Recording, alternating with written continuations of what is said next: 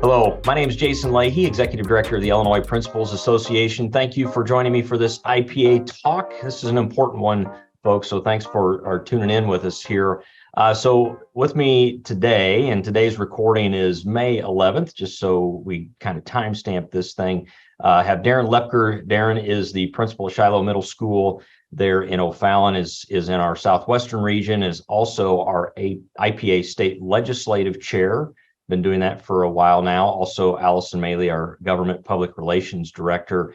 And the purpose for this IPA talk is to just spend a little time talking about the critical importance of advocacy and, why we need school leaders to be engaged with a variety of things. And I'm sure we'll talk about the whys of part of that as we go. But maybe Darren, that might be my first question to you as a sitting principal and thinking about that in terms of your position as legislative chair. So if you wouldn't mind wrapping your why up into also as far as advocacy is concerned, but also just sharing a little bit about yourself and the position that you hold there at your school. I'm currently in my 16th year as principal overall. I am in my 6th year at my building. I am fortunate enough to work with some really good people that gives me a little bit of latitude where I am able to create a little more time for things like advocacy. Recently, in the March, we took a trip and we went to the NASSP Leadership Conference. And during that time, we had the honor of going to Capitol Hill and meeting with Senator Duckworth's staff, as well as Senator Durbin's staff, and as well as my local representative, which is Mike Bost. And we were able to discuss things like social emotional learning or health, for teachers and for students, some extension on the ESSER money, as well as social work status. We are really at a shortage in the nation for social work status. That is the three main points that we discussed with them when I was in there talking with them. It was an honor to be with them on Capitol Hill that day, and I will say that they were very open to listening to us. They did a great job with having dialogue and asking us what they could do. Surprisingly enough, some of those, I would say Senator Durbin and Senator Duckworth's office had some plans, and they were working with other senators across the nation on SELs, and they were working with ESSER funding, and they were working with how they can help schools out. So that was a very, very good meeting that we had with both of them. And it shed some light on the fact that, they are aware of what is going on, and it's whether, how we present to them and what we needed to say to them. I think we got across, and I think we helped our case that day. I really do. Some of the other things that I've been doing locally, I've been reaching out to my local representatives, my local state representatives on some of the bills that are going through in our state now. And I am getting some really good response from them. I would advocate for all of principals out there to reach out to your local congressman and ask them, to help out and tell them what our stances are on some of these bills that are going through. Because if we communicate with them, I think it can help us, get what we need, at least get us on that path for what we need. So Darren, from your perspective, why is advocacy work so important? And I know that seems like a real rudimentary question, to ask, but I think it's an important one for school leaders to wrestle with this, because I think when we think about politics, of course, that's no fun. And we think about just dealing in the political sphere overall, kind of defer that to superintendents typically in school districts, because they have to work with the boards of education, which are also elected officials. And it seems like, more natural to defer and deflect to them. But, the voice of building leaders is critically important, obviously. So I'm just kind of curious about, from your perspective, what's the why behind, and it may seem obvious, but maybe not, why it's so important that we be doing this work Because in we're our on the front positions lines. amongst all the other responsibilities that we have, right? Yeah. Well, we're on the front lines. And I think if we want to make a change and we want to make a difference, they need to know our stories. They need to know examples. We all have examples, I think, of trauma in our school, and we all have examples of some of our teachers that are hurting, emotionally. And we definitely have examples of our students and how they're hurting emotionally. And I think if we can share firsthand knowledge with our local legislators, with our state legislators, they can make a connection through our connections. Just giving examples is a huge thing. Another part of this, I think advocacy, it means so much coming from principals, because we are affecting our students' lives as well as our teachers' lives on a day in, day out. So if we can do that on a more grand scale and make an effect like through the state or through the nation, I think the trickle-down effect will definitely reap the rewards. Yeah. So let me ask you this, Darren. You've been the legislative chair for a while now, and now that we're obviously a bit past pandemic. In fact, I think the day of this recording that the federal, emergency order has finally been lifted, right? And we're seeing that here now in the state, Illinois following suit. But we've been able to be more engaged with policymakers doing these things in person. You've now had an opportunity, as you referenced there, to meet with some of your federal policymakers. Anything surprise you about that? That maybe you weren't, not necessarily expecting in a weird way per se, but I'm just kind of curious about what you felt like maybe before going in, and you mentioned meeting with Congressperson Boss versus after the fact, after you got through that experience. I think it's a little intimidating. Like when we walked up to the Hill that day, there's 400 of us. There's 400 principals from around the nation, and it's a little intimidating because it's just like, where do I fit into all of this? And no matter how many years I've been doing this or awards, it's always hard to think about myself being that person that goes in there and meets with a senator's staff or with a representative. But you know what, walking in there and going through some of the training that we went through and some tips that we got, I thought the people that I was with, we handled ourselves greatly. And I think they were very open and listening to us. And I think what you get to is that they're people too, and they want to hear stories, and they want to hear our stories. We had great conversations on the Hill. And when I left, it was kind of like, oh, wow, that's refreshing. And, it gives me a little more faith in our legislature than I probably had maybe a couple of years ago. I definitely have a lot of faith in the staff members that we met with were tremendous. And I don't think it was lip service. And they gave us a lot of examples of how they're working on the things that we were talking about. Just refreshing to hear that. So it was just overall, it was a great experience. Yeah. Yeah. Go ahead, Allison. If I jump in, Darren, I'm glad you mentioned staff, because I think sometimes when we have made these appointments, myself included, have been a little disappointed you don't get to actually meet with the member themselves, but they are obviously very busy. But you really do get an appreciation for how much the staff, what kind of knowledge they bring to the table, what kind of expertise they bring to the table, and how they're helpful to their member of Congress, and how knowledgeable they are about the issues when we walk in there. So, sometimes it can be even more impactful to meet with the staff than it would be to meet with the member, because, they have a lot of things on their plate. And I think some of the times, especially those staff, they've got a staff for education, a staff for workforce, a staff for agriculture. Like, those people know what they're talking about because they get into the weeds on those issues.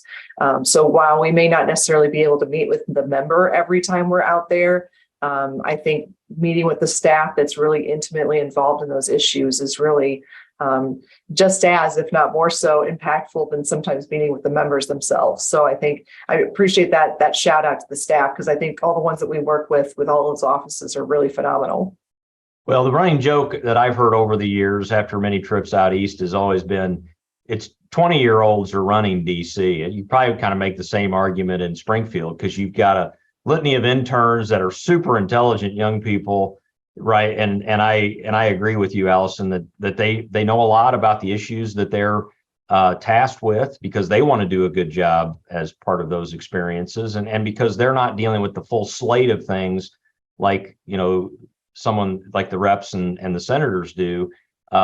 They really do have deep knowledge, and Darren, you really hit the nail on the head about personalizing it, contextualizing it with the stories. The facts, the figures, all of that is really important. But when you can give them a couple of good stories, compelling stories to tell, to help them bolster their arguments related to what our various needs are, is really important. And I, just to give an example, so we heard during our time out there about what was the stat, like 64,000. We're 64,000 counselors and school social workers short in our schools right now in the country. And it's not like we've got 64,000 of them unemployed, right?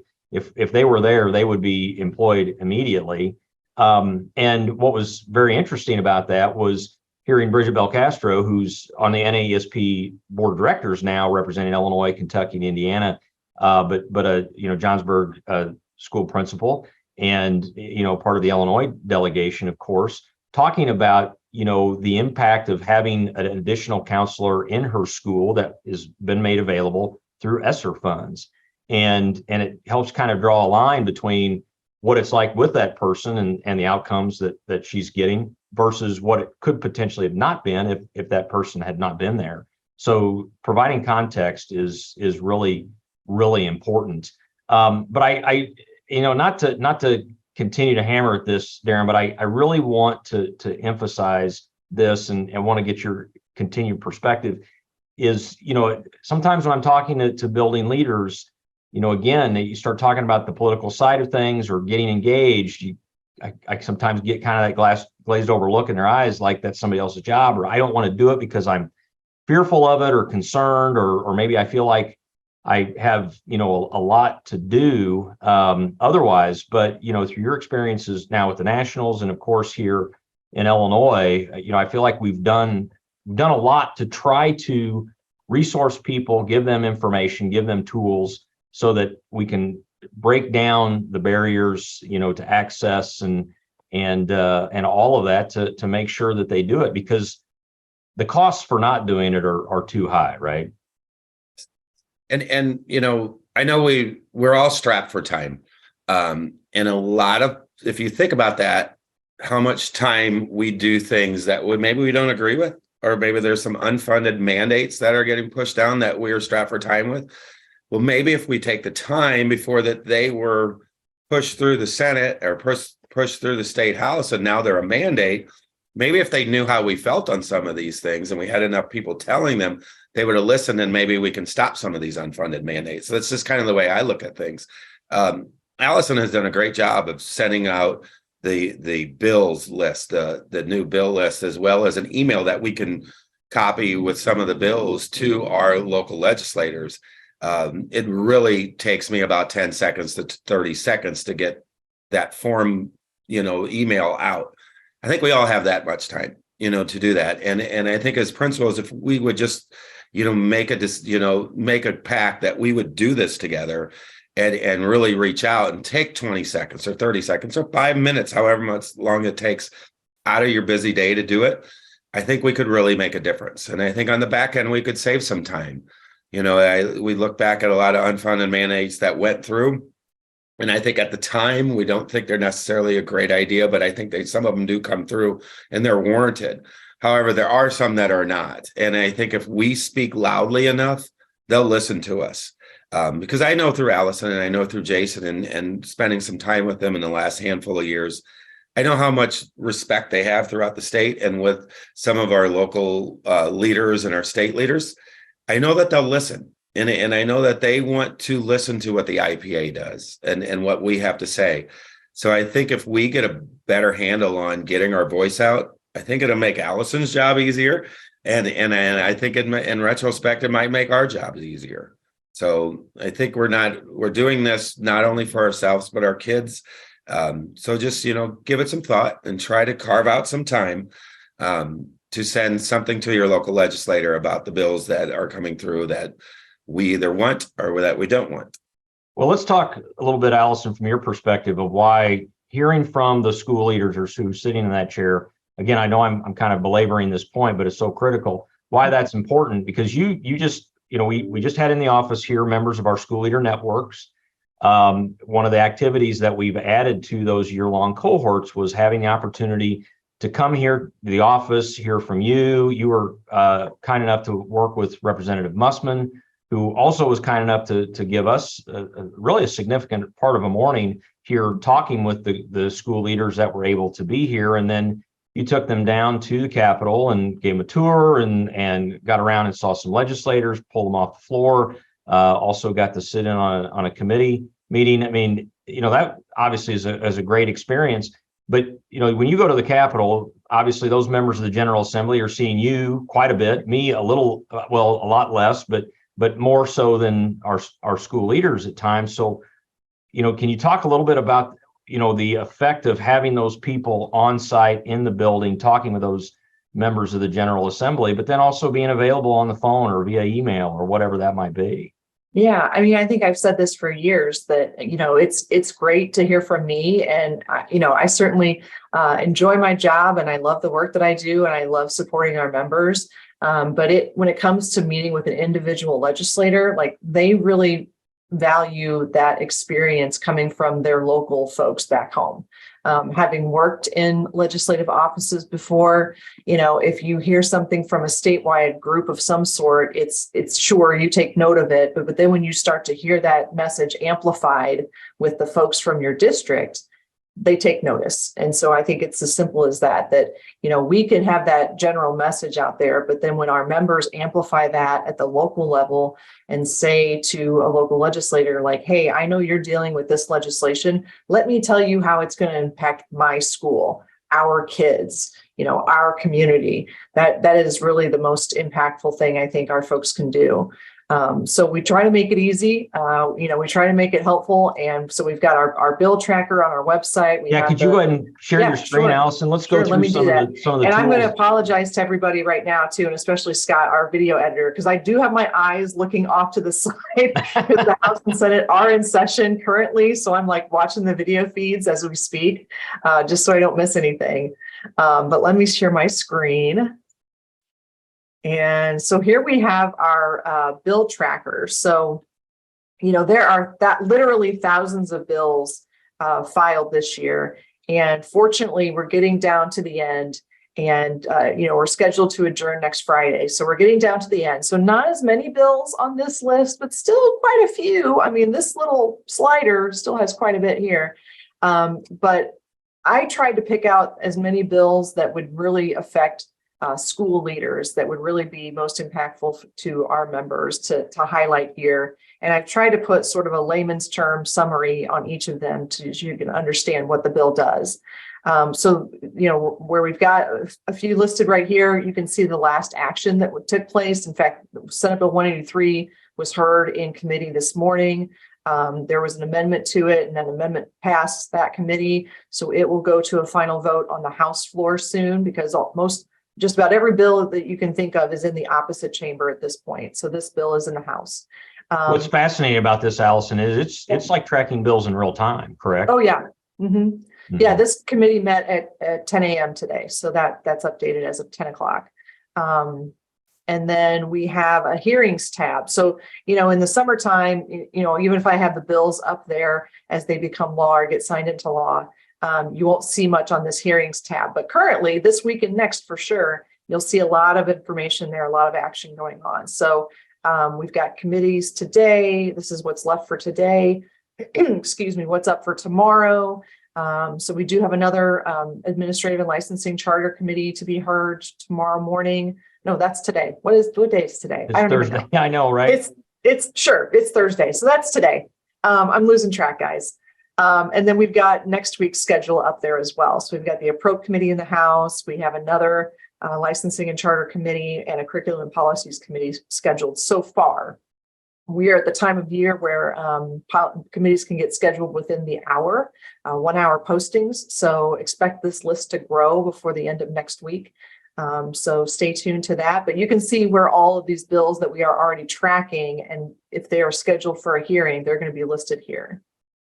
And the other thing, of course, and Darren's already alluded to it, is our action center.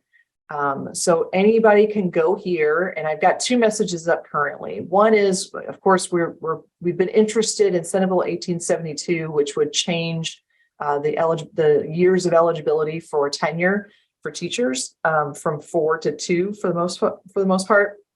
We have some concerns about that legislation, so we are encouraging members to contact their state legislators on that legislation. It is in the House, so these messages will only go to House members at this point.